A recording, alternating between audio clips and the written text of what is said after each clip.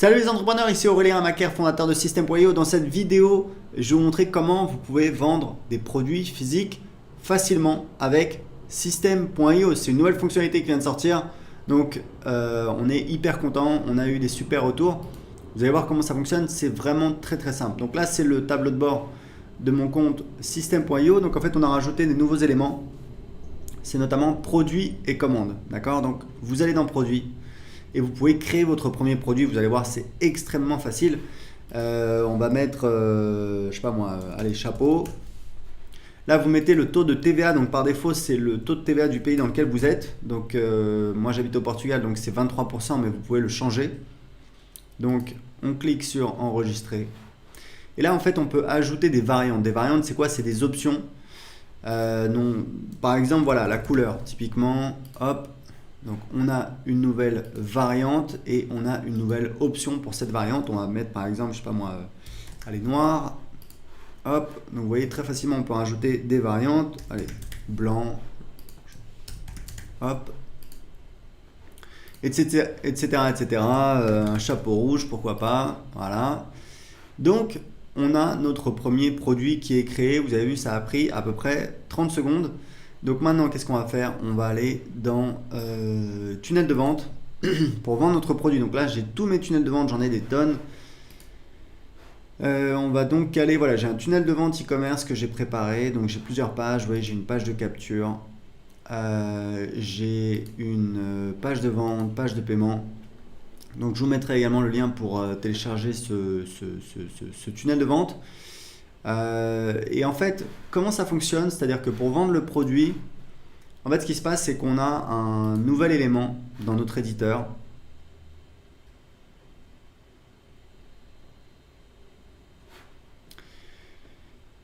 qui va donc nous permettre d'ajouter un petit élément qui permet en fait aux visiteurs de choisir le produit. Donc là, j'ai une page, alors du coup c'est pour, voilà, c'est pour un autre produit, mais je vais vous montrer très rapidement comment ça fonctionne. En fait, dans l'éditeur, vous voyez, on a un nouveau produit, donc qui s'appelle produit. Comment ça fonctionne? C'est-à-dire que typiquement, ce que vous allez faire, donc cet élément, vous pouvez l'ajouter sur les pages de vente et sur les pages de paiement. Allez, on va dire que je le mets là.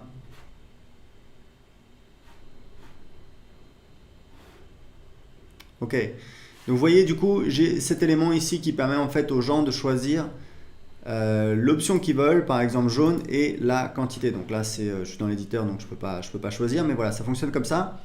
Très important, si vous voulez mieux organiser vos éléments là, vous avez vu ce que j'ai fait, c'était pas très joli. Ce que je vous conseille en fait, c'est d'ajouter une rangée des colonnes et de mettre vos éléments dans les colonnes. Il faut toujours faire comme ça. Il ne faut pas faire comme j'ai fait, mettre directement l'élément. Enfin, vous pouvez le faire. Mais en général, pour avoir un rendu plus joli, par exemple pour centrer ou pour placer votre élément sur la page, vous allez en fait choisir des colonnes que vous allez redimensionner. Voilà, vous voyez là, ça me permet de centrer. Hop, je vais déplacer dans la colonne. Voilà, et vous voyez, j'ai mon élément qui est mieux centré sur la page. Je peux encore le décaler un petit peu. Voilà, je peux faire comme ça. Voilà, donc ça me permet de mieux le positionner sur la page. Donc en fait, donc on a la possibilité d'afficher ou non la quantité, c'est une option, c'est pas obligatoire. Et là, vous pouvez en fait choisir, voilà, la taille de la police, la taille de l'option, la couleur également. Donc vous voyez, vous avez pas mal. Puis après, par rapport au positionnement, donc voilà, la marge au-dessus, etc., etc. Donc voilà, donc vous avez ça. Ce bouton, je pense qu'il a été mis par défaut. Je pense qu'on peut le... C'est quoi les propriétés du bouton? Bouton texte commandé. Donc voilà, c'est un bouton par défaut. Bouton de redirection de paiement. Et ça, c'est un bouton. Donc voilà, donc on va plutôt utiliser ce bouton-là qui va envoyer donc vers la page de paiement. Et ce qu'il faut savoir, c'est que les options que vous avez choisies ici vont mettre à jour la page de paiement en fonction, voilà, de la quantité qui a été sélectionnée par les utilisateurs. Donc on enregistre et vous allez voir, je vais vous montrer la page de paiement.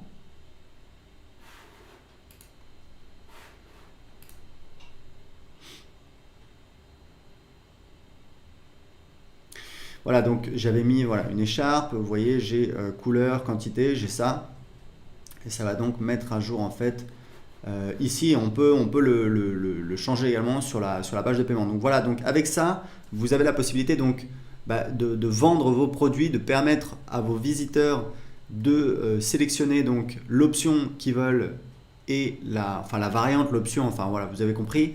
Est-ce qu'ils veulent un bleu? Est-ce qu'ils veulent, vous pouvez mettre la taille si vous vendez des vêtements, donc X, XL, small, etc. Et ensuite la quantité. Et donc ça va mettre à jour automatiquement le tarif sur la page. Je vais vous montrer, hop, si je vais voir la page. Voilà, donc vous voyez, si je mets 2, voilà, ça augmente. Ça met à jour automatiquement le tarif. Et là, je peux choisir voilà, bleu, jaune, etc., etc. Donc ça, c'est pour créer vos pages pour vendre votre produit. Ensuite, une fois que vous avez donc créé votre produit et créé les pages pour vendre votre produit, alors il faut savoir un truc, c'est que donc je vais vous mettre un lien pour télécharger le template complet du tunnel avec toutes les pages. Il faut savoir un truc, c'est que les pages de vente, en fait, pour vendre des produits, c'est pas moi qui le dis, c'est des experts.